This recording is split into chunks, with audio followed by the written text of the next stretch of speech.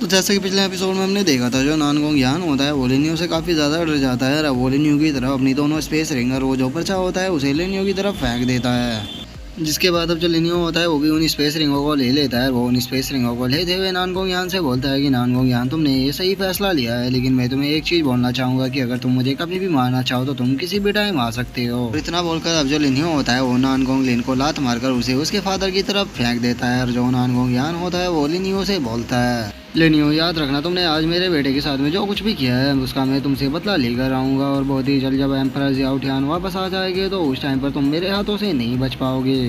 और इतना बोलकर जो नानगोंग यान होता है वो अपने बेटे को लेकर वहाँ से निकल जाता है। और उसके जाने के बाद अब जो जियातार गोडस होती है वो लिन्यू के पास आकर उससे बोलती है, मास्टर लिन्यू, आखिर ये नानगोंग यान किस जियाओ टियान एम्परर के बारे में बात कर रहा था, क्या आप इसे जानते हो? और जिदार गोडस की इस बात को सुनकर जो लिन्यू होता है वो मुस्कुराते हुए उससे बोलता है कि जियाओ टियान एक फनी बंदा है जो कि यहाँ पर बहुत ही जल्द आने वाला है। और लिन्यू के इतना बोलते के साथ ही अब हम देखते हैं कि वहाँ पर जो हेवनली मिरर होता है वो आ जाता है। और गाइस, इसी का नाम ही जियाओ टियान है, तो अब आगे से हम इसे जियाओ टियान ही बोलेंगे। और अब जियाओ टियान को वहाँ पर देखकर जो बुक गोडस होती है वो थोड़ा सा शौक हो जाती है और वो शौक होते हुए बोलती है कि क्या यही बंदा जियाओ टियान है? जो सुनकर जो चेस गोडस होती है वो जियाओ टियान को थोड़ा ध्यान से देखने लगती है और वो उसे ध्यान से देखते हुए बोलती है कि ये देखने में बिल्कुल मास्टर लिन्यू की तरह ही क्यों लग रहा है? जो सुनकर जो जितार गोडस होती है वो उन दोनों को बताती है कि नहीं, ये लिन्यू की तरह नहीं है, जरा उसकी आंखों को ध्यान से देखो, उसकी आंखें अलग तरह की है और उसी के साथ उसके बाल भी सफेद है और वहीं मास्टर लिन्यू के बाल काले हैं। लेकिन मुझे समझ में नहीं आ रहा कि आखिर ये यहाँ पर कहने क्या आया है और ये हमसे क्या चाहता है। और अब उन चारों की ऐसी बातों को सुनकर जो लिन्यू होता है वो चारों गोडस से बोलता है कि ठीक है, तुम चारों कैबिन के अंदर जाओ और मंकी किंग तुम इन चारों का ध्यान रखना।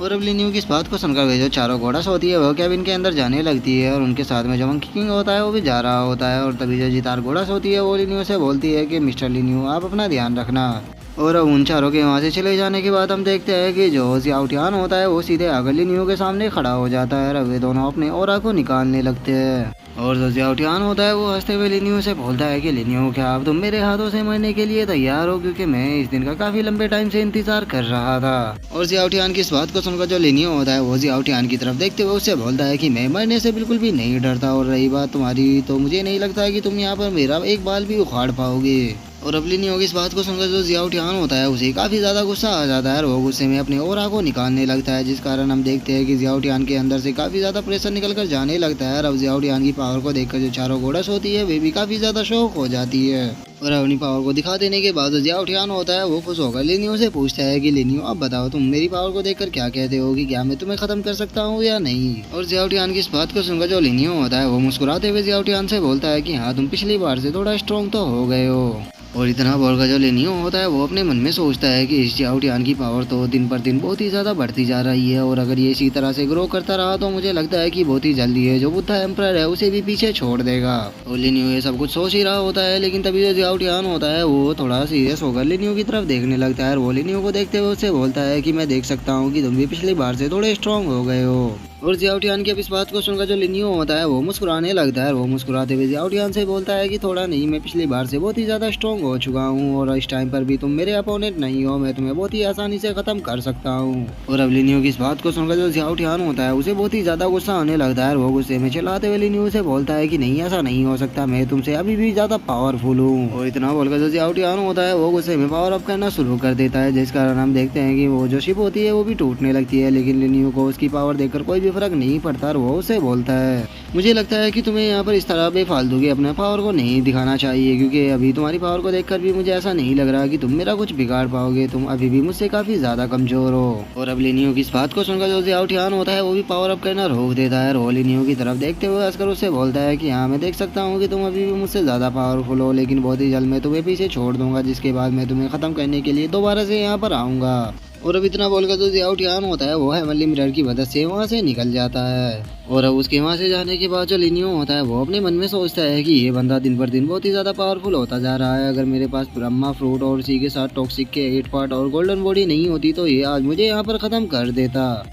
और लिनियो सब कुछ सोच ही रहा होता है, लेकिन तभी जो जितार घोड़स होती है वो लिनियो से पूछती है कि मास्टर लिनियो, मैं आपसे एक बात पूछना चाहती हूँ कि क्या ये बंदा हमारे 8 क्लैन के ऊपर कब्जा करना चाहता है। और जितार घोड़स की इस बात को सुनकर जो लिनियो होता है वो जितार घोड़स को बताता है कि इसका टारगेट केवल 8 क्लैन ही नहीं बल्कि पूरी साउथर्न गैलेक्सी है, और साउथर्न गैलेक्सी के कब्जा करने के बाद ये अदर गैलेक्सी के ऊपर भी कब्जा करेगा। इसीलिए मैं यहाँ पर स्पेशली इसे ही खत्म करने के लिए आया हुआ हूँ, लेकिन अभी हमें यहाँ पर अपने टाइम को बर्बाद नहीं करना चाहिए, अब हमें स्वॉर्ड क्लैन के अंदर चलना चाहिए। और अब लिनियो के इतना बोलते के साथ ही हमारा जो व्यू होता है वो अगले दिन पर आ जाता है, जहाँ पर कि हम देखते हैं कि जो बुक गोडस होती है वो आसमान की तरफ देखकर थोड़ी शौक हो जाती है, और वो शौक होते हुए बोलती है कि मास्टर लिनियो जरा आसमान की तरफ देखिए, जो डोमिनिक बीस्ट है वे हमारी तरफ ही आ रहे हैं। और अब बुक गोडस के इतना बोलते के साथ ही हम आसमान में देखते हैं, जहाँ पर कि काफी सारे डेमोनिक बीस्ट आ चुके होते हैं, जिन्होंने की लिनियो की शिप को चारों तरफ से घेर लिया होता है। और उन डेमोनिक बीस्ट को देखकर जो घोड़स होती है वो बोलती है कि यहाँ पर इतने ज्यादा डोमिनिक बीस्ट क्या कर रहे हैं। जो सुनकर लिनियो उसको बताता है कि ये डोमिनिक बीस्ट यहाँ पर हमारे लिए ही आए हैं और ये हमें स्वॉर्ड क्लैन तक लेकर चले गए।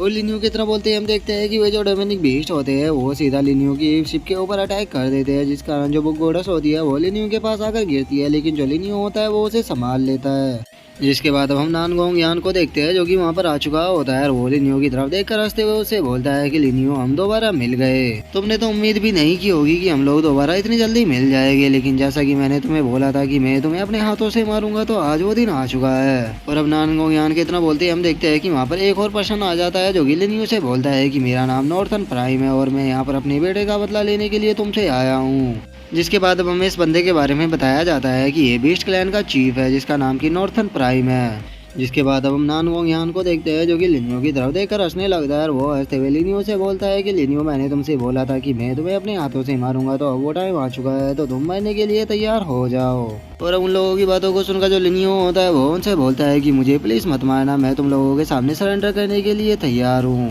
और अब लिनियो की इस बात को सुनकर जो जितार घोड़स होती है वो भी काफी ज्यादा शौक हो जाती है, और वो शौक होते हुए बोलती है कि ये तो मास्टर लिनियो का स्टाइल नहीं है, आखिर ये इतनी आसानी से कैसे गिव अप कर सकते हैं। और वे सभी बोल ही रही होती है, लेकिन तभी जो लिनियो होता है वो उनसे माइंड टू माइंड कांटेक्ट करते हुए उनसे बोलता है कि तुम लोगों को यहाँ पर कुछ भी करने की जरूरत नहीं है, चुपचाप सरेंडर कर दो, क्योंकि मेरे पास एक काफी अच्छा प्लान है। जिसके बाद अब लिनियो के सरेंडर करने का नाम सुनकर जो नॉर्थन प्राइम होता है वो काफी ज्यादा खुश हो जाता है, और वो खुश होते हुए बोलता है कि बच्चे मैं अपनी लाइफ में आज तक जितने पर्सनों से भी मिला हूँ तुम उनमें सबसे ज्यादा स्मार्ट हो, क्योंकि तुमने यहाँ पर सरेंडर कर कर अपनी जान को बचा लिया है। लेकिन मैं जानता हूँ कि इस टाइम पर जो स्वेट सेक्ट का जो नया चीफ है तुम उसके काफी ज्यादा क्लोज हो, इसीलिए मैं तुम्हारा काफी अच्छे से फायदा उठाऊंगा वहाँ पर पहुँच कर। और नॉर्थन प्राइम की इतना बोलते के साथ ही अब हम देखते हैं कि वहाँ पर जो हान फैंग होता है वो आ जाता है, वो आकर अपने फादर से बोलता है कि फादर ये बंदा बहुत ही ज्यादा चालाक है, तो मुझे नहीं लगता कि हमें इसकी बातों में आना चाहिए, हो सकता है कि ये कुछ गड़बड़ करे। हान फैंग की इस बात को सुनकर जो नॉर्थन प्राइम होता है वो हान फैंग से बोलता है कि हाँ मैं जानता हूँ कि ये यहाँ पर केवल प्रिटेंड कर रहा है, जैसे कि इसने सरेंडर कर दिया हो, और ये यहाँ पर हमारा फायदा उठाना चाहता है, लेकिन तुम्हें टेंशन लेने की कोई भी जरूरत नहीं है। मैं जानता हूँ कि इसका जो ग्रुप है वो हमारे ग्रुप के सामने कुछ भी नहीं है, और ये केवल हमारी मदद ही करने वाला है स्वॉर्ड मास्टर के पास पहुँचने में।